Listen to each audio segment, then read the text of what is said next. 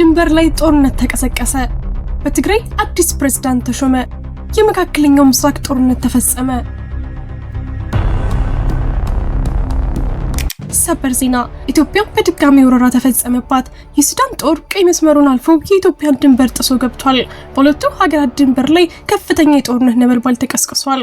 ጀነራል አልቡርሃን ከታሪካዊ ጠላቶቻችን ጋር በመቀናጀት በሀገራችን ሉዓላዊነት ላይ አደገኛ የሆነ ጥቃት ከፍተዋል። አሁን በድንበሩ ላይ ያለው ሁኔታ እጅግ አሳሳቢ ነው። የመከላከያ ሰራዊታችን ወደ ቦታው እየተመመ ነው። የሀገራችን ዳር ድንበርስ በምን ሁኔታ ላይ ይገኛል? ስርስሩን በቀዳሚነት እናስደምጣችኋለን። በትግራይ ሰማይ ስር ሌላ የፖለቲካ መብረቅ ተከሰተ። ለአመታት የተለፋበት የፕሪቶሪያ የሰላም ስምምነት በይፋ መፍረሱ ተነገረ።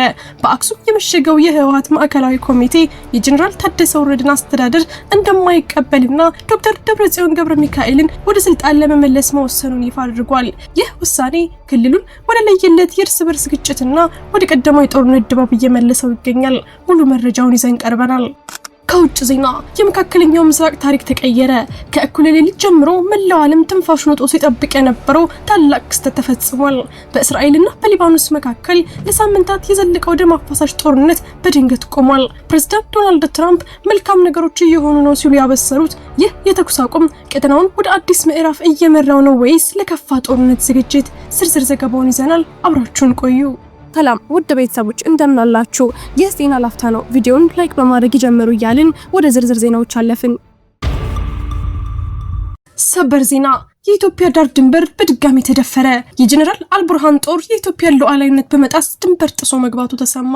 ኢትዮጵያ በሉዓላዊነቷ ላይ የሚቃጣውን ማንኛውም ትንኮሳ በጽኑ እየተከላከለችበት ባለችበት በዚህ ወቅት በጀነራል አልቡርሃን የሚመራው የሱዳን ጦር የኢትዮጵያን ድንበር በድፍረት ጥሶ በመግባት ከፍተኛ ወረራ መፈጸሙ ተሰምቷል። ዛሬ አመሻሹን በወጡ መረጃዎች መሰረት የሱዳን ጦር በርካታ ኪሎ ሜትሮችን ወደ ኢትዮጵያ ግዛት ዘልቆ በመግባት የጦር ትንኮሳ የጀመረ ሲሆን ይህም በሁለቱ ሀገራት ድንበር ላይ ከፍተኛ ውጥረትና የተኩስ ልውውጥ እንዲቀሰቀስ ምክንያት ሆኗል። በተለይም መከላከያ ሰራዊታችን ከቀናት በፊት ወደ ትግራይ ክልል አወሳኝ ድንበሮች ማቅናቱን እንደ መልካም አጋጣሚ የተጠቀመው የአልቡርሃን ጦር በድንበር ላይ ሰፍረው በሚገኘው የሀገራችን የጥበቃ ኃይል ላይ ድንገተኛ ጥቃት መክፈቱ ተዘግቧል።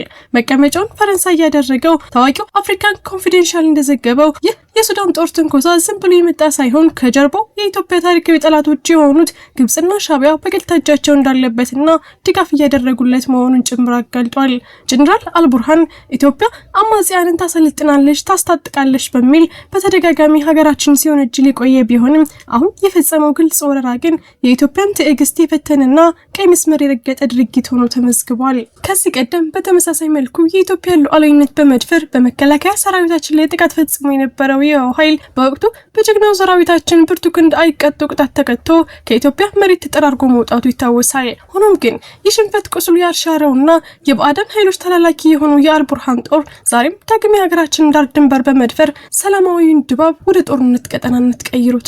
በቦታው የሚገኙ የአይን እማኞች እንደሚገልጹት በሱዳን በኩል የሚተኮሱ ከባድ መሳሪያዎች በኢትዮጵያ ድንበር ውስጥ የሚገኙ ንጹሃንን ስጋት ላይ የጣሉት ሲሆን የኢትዮጵያ መከላከያ ሰራዊትም ለተሰነዘረበት ጥቃት ተመጣጣኝና ብርቱ ምላሽ ለመስጠት ከፍተኛ ዝግጅት ላይ ይገኛል። ይህ የጀነራሉ እብሪትና ድፍረት መላው ኢትዮጵያውያንን ያስቆጣ ሲሆን የሀገራችን ዳር ድንበር መከበር አለበት፣ ሰራዊታችን ወደ ቦታው አቅንቶ ለጠላቶቻችን የማይረሳ ትምህርት ሊሰጣቸው ይገባል የሚሉ ድምጾች በከፍተኛ ሁኔታ እየተሰሙ ነው። አፍሪካ ኮንፊደንሻል አክሎ እንደገለጸው የሱዳን ጦር ይህን ወረራ የፈጸመው ከግብጽና ከሌሎች የክልሉ ኃይሎች የሚሰጠውን ወታደራዊና የደህንነት ድጋፍ ተማምኖ መሆኑ የጉዳዩን አሳሳቢነት ይበልጥ ከፍ ያደርገዋል። አሁንም ቢሆን የኢትዮጵያ መንግስትና መከላከያ ሰራዊት ሀገሪቱን ከማንኛውም የውጭ ወረራ የመከላከል ብቃት እንዳላቸው ቢታወቅም በሱዳን በኩል እየተደረገ ያለው ተደጋጋሚ ትንኮሳ ግን በቀጠናው ላይ ትልቅ የጦርነት ደመና እንዲያንዣብብ አድርጓል። የታፈረችና የተከበረች ኢትዮጵያን ለማስቀጠል ሰራዊታችን ዛሬም እንደ ትላንቱ በጀግንነት ጠላትን ለመመከት ድንበር ላይ በንቃት እየተጠባበቀ ይገኛል። እርሱም በዚህ መረጃ ላይ ያለውትን ማንኛውም ሀሳብና አስተያየት በኮሜንት ሴክሽን ላይ እንዲያጋሩን እየጋበዝን አሁን በቀጥታ ወደ ቀጣዩ ዜና እንለፍ።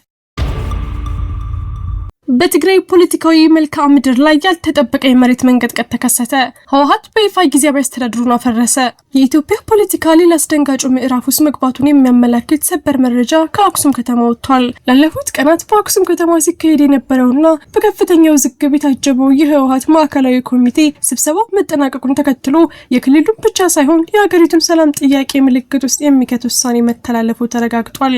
ማዕከላዊ ኮሚቴው በወጣው መግለጫ በአሁኑ ወቅት በትግራይ ክልል ስልጣን ላይ የሚገኘውና በጀነራል ታደሰ ወረደ የሚመራውን የጊዜያዊ አስተዳደር እንደማያውቅና እንደማይቀበል በይፋ አስታውቋል። ይህ ውሳኔ በክልሉ ከፍተኛ የፖለቲካ ፍጥጫ መኖሩን ማረጋገጫ ከመሆኑም ባለፈ በህወሓት አመራሮች መካከል የነበረው ክፍፍል አደባባይ መውጣቱን ያሳያል። ከሁሉም በላይ አስደንጋጭ የሆነው መረጃ ግን ማዕከላዊ ኮሚቴው በፌዴራል መንግስትና በህወሓት መካከል የተፈረመውንና ለ2 ዓመታት የዘለቀውን ደም አፋሳሽ ጦርነት ያስቆመውን የፕሪቶሪያው የሰላም ስምምነት ውድቅ ማድረጉ ነው።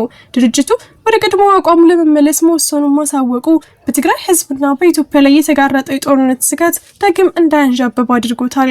ይህ ውሳኔ የፌዴራል መንግስቱን ምላሽ ምን ሊሆን ይችላል የሚለው ጥያቄ በአሁኑ ሰዓት የብዙዎችን ቀልብ ስቧል።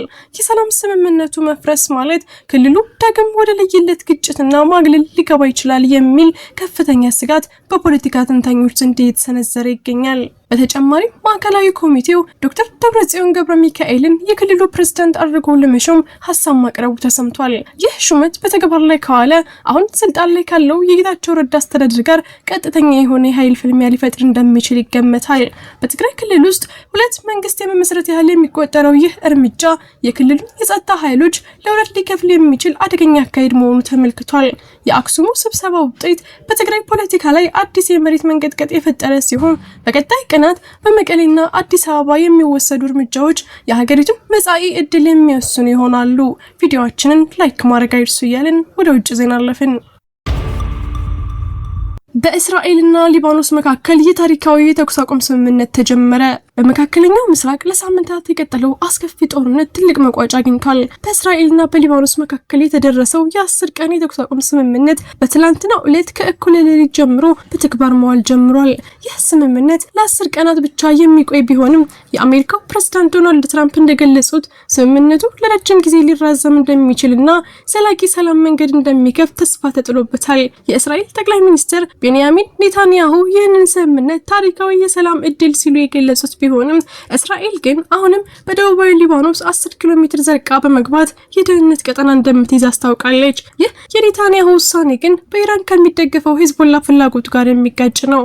ሄዝቦላ በበኩሉ የተኩስ አቁሙን እንደሚያከብር ቢገልጽም የእስራኤል ጦር በሊባኖስ ግዛት ውስጥ በነጻነት መንቀሳቀስ የለበትም የሚል ጠንካራ ተቃውሞ እያቀረበ ይገኛል። የሚገርመው ግን የተኩስ አቁሙ ተግባራዊ ከመሆኑ ጥቂት ሰዓታት በፊት እስራኤል በሊባኖስ ላይ ከፍተኛ ጥቃት ሰንዝራ ነበር። ባለፉት 24 ሰዓት ውስጥ ብቻ ከ380 በላይ የሄዝቦላ ኢላማዎች የሮኬት ማስወንጨፊያዎችን ጨምሮ በእስራኤል የአየር ድብደባ ወድመዋል። በሌላ በኩል ፕሬዝዳንት ዶናልድ ትራምፕ በሊባኖስና በእስራኤል መካከል ታሪካዊ ቀን መሆኑን ገልጸው የሁለቱን ሀገራት መሪዎች በዋሽንግተን ተገናኝተው እንዲወያዩ ግብዣ አቅርበዋል። መልካም ነገሮች እየሆኑ ነው ያሉት ትራምፕ ሄዝቦላ በዚህ ወሳኝ ወቅት የተረጋጋ ባህሪ ያሳያል የሚል እምነት እንዳላቸው በትሩዝ ሶሻል ሚዲያ ገጻቸው አስፍረዋል። የሊባኖስ መንግስትም ሄዝቦላ በእስራኤል ላይ ጥቃት እንዳይፈጽም የማድረግ ትልቅ ኃላፊነት እንደተጣለበት የአሜሪካ የውጭ ጉዳይ ሚኒስቴር አስታውቋል። አሁን ላይ ዓለም ሁሉ በጉጉት የሚጠብቀው ይህ የ10 ቀን ፋታ ወደ ዘላቂ ሰላም ይቀየራል ወይስ ጦርነቱ እንደገና ያገረሻል የሚለው ነው። ውድ የዜና ላፍታ ቤተሰቦች የሰዓቱ መረጃዎቻችን ያዳመጣችሁትን ይመስል ነበር። ስለተከታተላችሁን እያመሰገንን ቻናላችንን ሰብስክራይብ በማድረግ ቤተሰብ እንድትሆኑ እየጋበዝን በዚሁ ተሰናበትን። ጤና ይስጥልን።